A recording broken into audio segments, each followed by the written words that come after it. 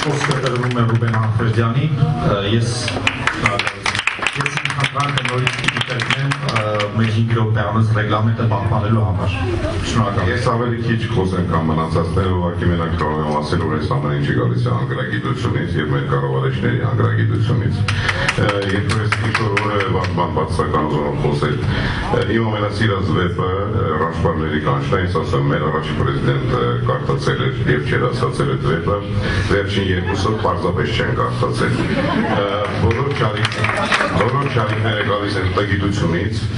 եւ այսօր մեզ իշխում է տգիտությունը, նորի մեծություն տգիտություն, այսօր մենք պետք է ներանանք միայն մեզանից, ոչ թե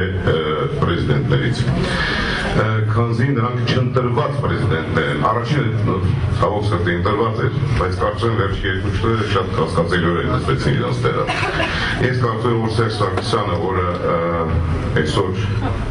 ղեկավարում է մեր երկիրը, պետք է հրաժարական տա, դրանով ինքը մի քանի ցավից կազատվի։ Նախևառաջ